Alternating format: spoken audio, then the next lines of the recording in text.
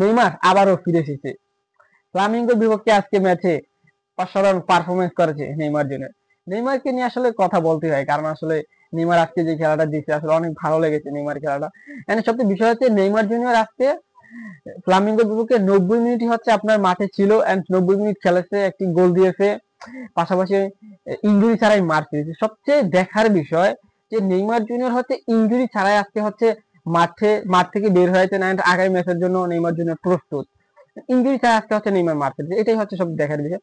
কারণ নেইমারকে যে লাস্ট কবে 90 মিনিট আসলে আমি মাঠে দেখেছিলাম খেলতে, এটা আমার আসলে জাস্ট মনে নেই। আমি যে লাস্ট আসলে কবে তাকে আসলে 90 মিনিট খেলতে দেখেছিলাম। এর আগেও একটা ম্যাচ ছিল নেইমার, সেটাতে অনেক ভালো একটা গোল, একটা অ্যাসিস্ট করেছিল। এন্ড সব মিলে যদি আপনি একটা বিষয় দেখেন, ব্রাজিলের জন্য খুবই একটা ভালো দিক হতে যাচ্ছে নেইমার জুনিয়র। কারণ হচ্ছে এই যে ব্রাজিলের সামনে বিশ্বকাপ বাছাই করে ম্যাচ রয়েছে এবং নেইমার হচ্ছে এখন 100% ফিট রয়েছে। নেইমার এর আগে যে একটা ম্যাচ ছিল সেখানে হচ্ছে এক গোল দিয়েছে, অ্যাসিস্ট করেছে, এবং আজকে যারা আসলে খেলাটা দেখেছেন তারা আসলে দেখবেন যে নেইমার আসলে কোন ধরনের চান্স গুলো আসলে ক্রিয়েট করেছে। এন্ড এই চান্স গুলো যদি ব্রাজিল জাতীয় দলে নেইমার করতে পারে, তাহলে হয়তো এটা হয়তো ভিনিসিয়াস, রাফিনহা, রদ্রিগোদের জন্য অনেক ভালো হবে। কারণ সান্তোস হচ্ছে আপনার নেইমারের সাথে একেবারেই পারফেক্ট, কোন স্ট্রাইকার নাই। এন্ড সেই জন্য আসলে নেইমার অনেকগুলো চান্স ক্রিয়েট করলো, আসলে তারা আসলে ওগুলা গোলে গোলে কনসিড করতে পারে না। এন্ড যদি ব্রাজিলে আসে এই ধরনের গোলে কমপ্লিট আসলে নেইমার করতে পারে গোল, মানে তাহলে হচ্ছে ব্রাজিলের জন্য খুব একটা ভালো হবে। এন্ড আজকে ম্যাচে নেইমার অনেক ভালো একটা পারফরমেন্স করেছে, সেটা আসলে বলাই যায়। নেইমার জুনিয়র আজকে 90 মিনিটই মাঠে খেলেছে, তিনটি চান্স ক্রিয়েট করেছে, 100% সঠিক পাস দিয়েছে, 3টি ড্রিবলিং করেছে, এবং 5বার ফাউলের শিকার হয়েছে, এবং তার রেটিং হচ্ছে 8.1। ম্যান অফ দ্য ম্যাচও নেইমার জন্য। সব মিলে নেইমারের পারফরমেন্স ছিল আজকে দেখার মতো, অসাধারণ পারফরমেন্স করেছে নেইমার জন্য। এই মিলে লাস্ট 2 ম্যাচে সান্তোসের হয়ে ইনজুরি থেকে ফিরে লাস্ট 2 ম্যাচে সান্তোসের হয়ে 3 গোল অ্যাসিস্ট নেইমার করে গেছেন, 2টা গোল, একটা অ্যাসিস্ট।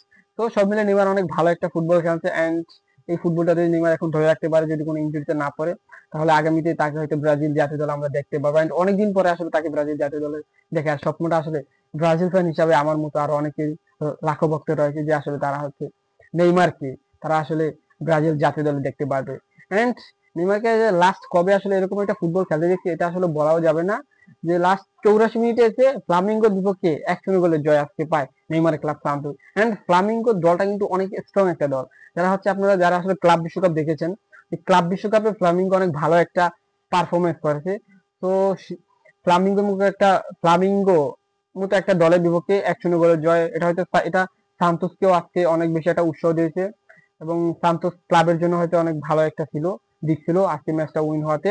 এন্ড 84 মিনিটে নেইমার গোলে হচ্ছে আজকে সান্তোস জয় পায়। এন্ড গোলটাও ছিল অনেক দেখার মতো একটা গোল ছিল। যেহেতু গোলটা নেইমার দিয়েছিল, এটা আসলে সুন্দর হওয়ারই কথা, কারণ নেইমার ইজ দ্য কিং। নেইমারের গোল মানে একটা অন্যরকম বিষয়। তো এটা আসলে বলে আর কি হবে, কারণ নেইমারের গোল মানে একটা অন্যরকম বিষয়। তো অনেক ভালো একটা ফুটবল আসলে নেইমার খেলেছে, এটা আসলে বলতেই হবে। এন্ড 2টা ম্যাচ মিলে সান্তোসের ইনজুরি থেকে ফিরে নেইমার অনেক ভালো একটা মানের ফুটবল খেলেছে। এন্ড এই ফুটবলটা যদি নেইমার ধরে রাখতে পারে, তাহলে ব্রাজিলের জন্য অনেক ভালো একটা দিক হয়ে দাঁড়াবে। তো সবকিছুর জন্য নেইমারকে ধন্যবাদ জানাই, ইনজুরি থেকে ফিরে এসে তার ভক্তদের এরকম ভালো একটা ফুটবল দেওয়ার জন্য।